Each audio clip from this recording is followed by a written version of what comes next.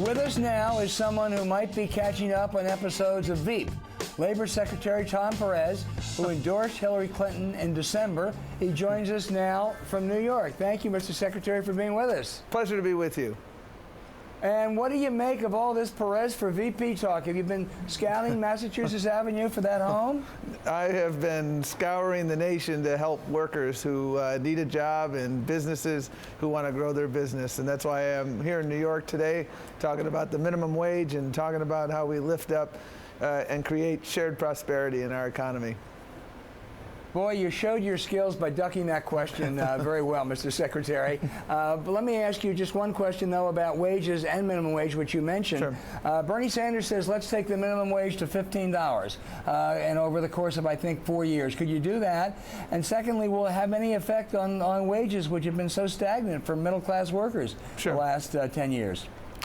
Well, the President and I and many others support a $12 minimum wage proposal that was introduced by Senator Patty Murray and Congressman Bobby Scott, supported by the likes of Elizabeth Warren and many others in the Senate.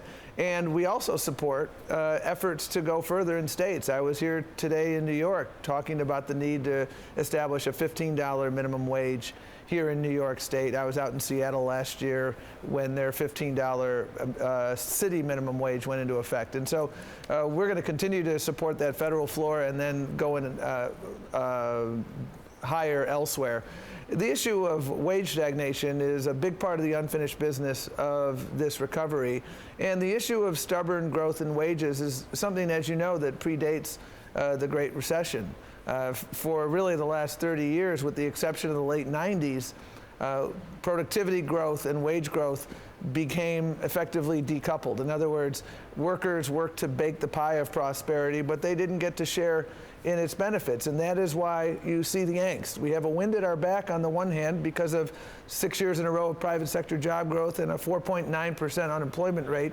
At the same time, we have to build shared prosperity for everyone, an economy that works for everyone, making sure the rising tide lifts all boats and not just the yachts. And that's what the issue of stubborn wages is about. And that really is a big part of the unfinished business. That's why we're advocating for the minimum wage increase. That's why we're doing a regulation on overtime, which could potentially help millions of people. That's why we invest in skills, because one of the best ways to improve your lot is to improve your skills.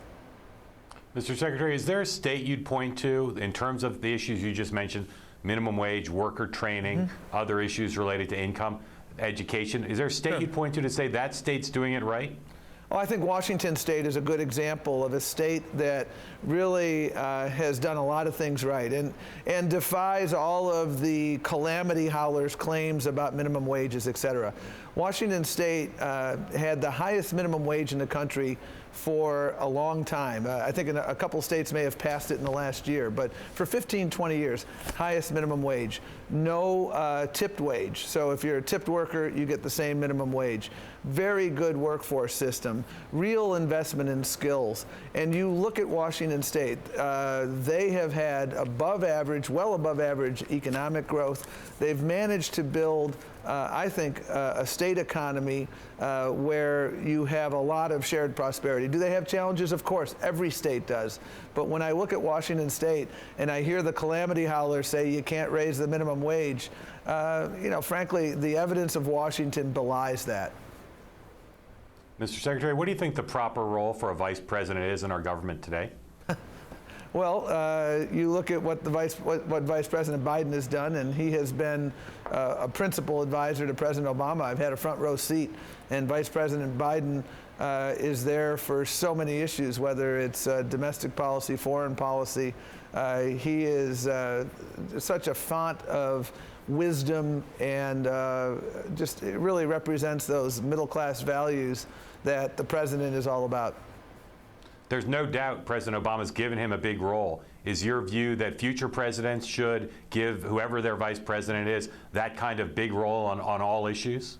Well, I think Jimmy Carter started that trend when he brought Walter Mondale with him, and you see other presidents as well who've done that. And I think my main observation has been with Joe Biden, and he's been a mentor of mine. He's been a great friend. But Mr. Secretary, do you I know you say historically that's been the role since Walter Mondale. Do you think that's the right way for government to function, that kind of role? Absolutely. Mr. Secretary, do you think you could pick someone for vice president who's never run for political office? Well, whoever is the nominee, that will be a judgment that they will have to make. But is there a sense that this is too important a job to turn over to someone who has never been involved in the electoral political system?